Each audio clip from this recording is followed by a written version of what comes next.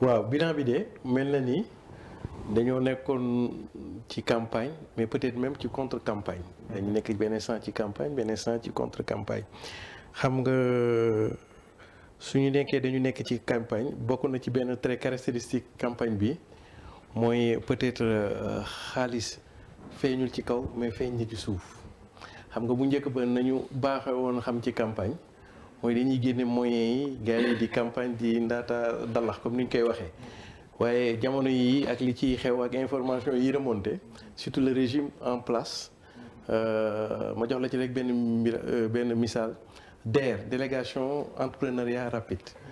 sama mag bu jigéen buy sëy côté Cyprès dañu am mbootaayu jigéen ñi war nañ toll ay 200 ci seen mbootaay yi dañuy def activité génératrice de revenu ñoom mosuñoo bind benn projet DER dañoo xëy suba ñu yónnee leen SMS di leen yónnee xaalis ñii am 1 million ñii 1 million 500 te ils n'ont jamais introduit de demande loolu am na Foundiougne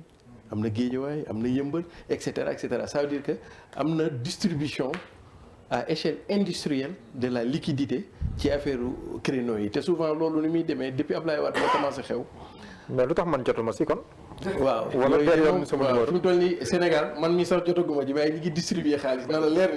ni ñi ngi distribuer xaalis bu garaaw a garaaw. mais je veux dire li ci cëslaay laaj boobu mooy. bu nekkee ñoom mosu ñoo déposé foofu projet. voilà nan leen def ba am seen numéro ba mu leen yónnee léegi dafa am benn système boo xam ni depuis Abdou Diouf la amoon.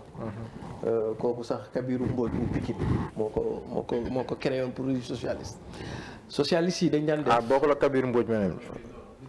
turandoom non boobu socialistes yi dañ daan def bu ñu ñëwee ci benn gox maire ba àndut ak ñoom dañuy créer pas maire ba chef de quartier ba àndut ak ñoom dañuy créer à côté délégué de quartier luy seen différence délégué de quartier bi moom dafay répondre directement ci maire bi chef de quartier bi moom day répondre directement au ministère de l'intérieur. léegi nag comme waa ji farut ak ñoom lépp la ñuy jàllale dañ koy jàllale ci délégué de quartier yi. léegi ce même système là nañu envoyé waat fi mu toll nii fii boo demee fii ci Sénégal lu ci bari su fekkee chef de quartier bi ay affaire am daal leerul sampal nañ ko fa kenn koo xam ne délégué de quartier la daana nag ci moom la léegi nag ci ñooñu nañuy jaar délégué yooyu ba am turu ak téléphone yeeg di yónnee xaalis maanaam daal nga jàpp ni xaalis bu bari mi ngi daw ci période yi ma lay wax nii ci biir campagne bi première jàngat deuxième jàngat élection législative moom la gars yëpp waxaan ñu dañu faussé approche bi parce que élection législative li ci gënoon am solo mooy parti yi fay dem ñu xam ñoom lan mooy seen position sur les questions essentielles tey jii doo xam benn parti fii toll nii par exemple sunu diplomatie lan mooy position officielle xam nga tey jii boo demee ci yeneen dëkk yi comme par exemple n'est pas raison mais di nga xam ne écologistes yi sur les questions environnementales sur les questions de fiscalité ñoom lii nañu gëm mais ñun fii amul loolu par exemple am nañ fi question de OGM organisme génétiquement modifié parti yi di jongante yëpp xamuloo ci ñii lan mooy seen position par rapport à ces questions cruciales fiscalité doo xam ñii lan mooy seen kii est-ce que ñoom bu ñu ñëw ils vont taxer sur les multinationales est-ce qu'ils ont relevé le taux débat yooyu presque absent même les droits humains agriculture et cetera donc amatuñu débat programmatique c'est-à-dire que léegi bu njëkk ba élection législative da la doon mën a permettre nga am un débat programmatique mais malheureusement on a un débat de personnes ci affaire yi te loolu ñi ngi ko commencé ñàkk Thierno wax na ko depuis ba Senghor renversé Mamadou Dia mais mi ngi gën a pire nag ak Abdoulaye Wade parce que ba Abdou Diouf on était encore dans le temps de la culture et de la réflexion avant le temps de l'économie mais bi Abdoulaye Wade ñëwee ci la inversé polarité on est rentré dans le temps de l'économie de l'économisme et tout le monde sait que l'économie est extrêmement violente c'est pour ça que depuis jamono yooyu ba léegi Sénégal dañuy foowee xam-xam di yëkkati am c'est-à-dire que loolu mooy fondamentalement kii bi mais lii lépp pour ma daaneel foofu dafay wane ni tamit sunu système politique dafa nekk un système politique vieillissant d'abord essoufflé ni ko Cheikh bi waxee conflictogène corruptogène criminogène et axogène c'est-à-dire que voilà tey jii sunu système politique lii lépp sunu système politique a ko jur dañu am ñetti feebar pathologie feebar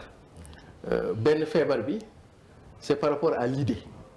deuxième feebar bi c'est par rapport à la théorie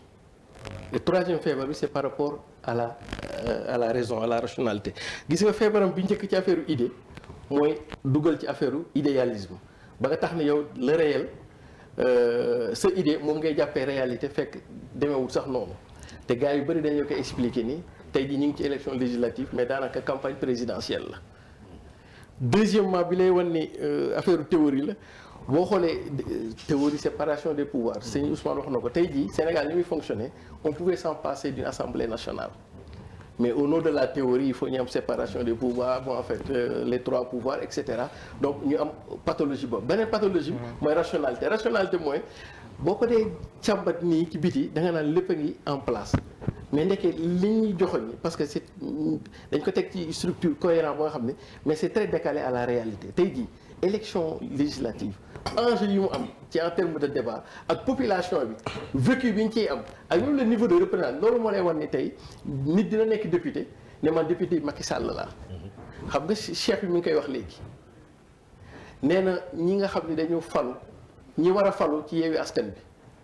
bi amel nañ njukkeel Sonko c'est ça ça commence à devenir grave xam nga lu tax parce que ça veut dire que ñoom demee bu ñu demee assemblée dañu war a nekk d'abord ci logique ak disposition